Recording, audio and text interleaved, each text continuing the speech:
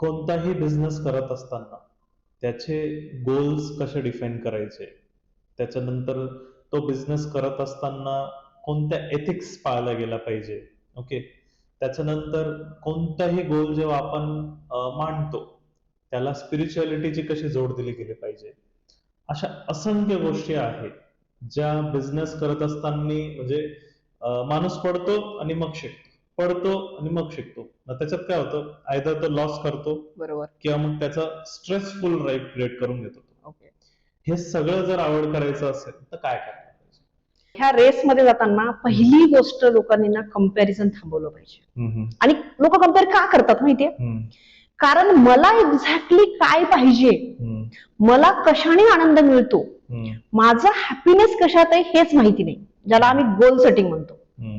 की से for example माझे जर गोल क्लिअर असतील, त्याचं गोल सेटिंग करून घेतलेलं असेल की मला बाहेर फिरायला आवडतं, ओके, नेचरमध्ये जायला आवडतं, तर मग माझ्या मैत्रिणीने खूप मोठा फ्लॅट घेतला तर मला दुःख नाही होणार, कारण माझा गोल क्लिअर आहे, कारण मला निसर्गात जायला किंवा बाहेर जायला फिरायला आवडतं, ते मी करते.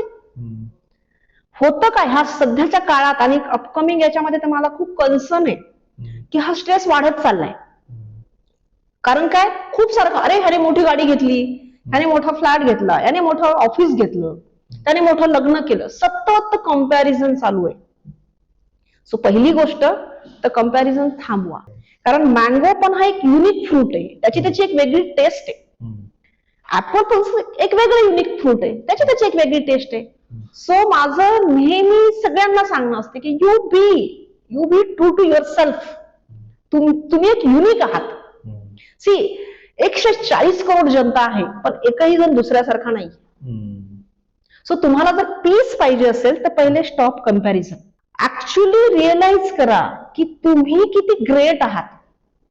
आणि मग डेफिनेटली याच्यासाठी छोट्या छोट्या गोष्टींची प्रॅक्टिस केली पाहिजे, विच इज स्पिरिच्युअलिटी केली पाहिजे, आपल्या सोर्सशी कनेक्टेड असलं पाहिजे, ओके, नेचरशी नेहमी कनेक्टेड असलं पाहिजे.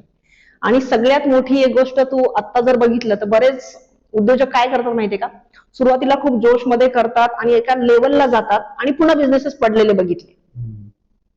त्यांचा एक वीक पॉइंट काय माहितीये का, थोडी सक्सेस मिळाली, ज्याला आम्ही म्हणतो की अर्ध्या हळकुंडाने पिवळे झाले, थोडं सक्सेस मिळालं ना की डोक्यात हवा जाते.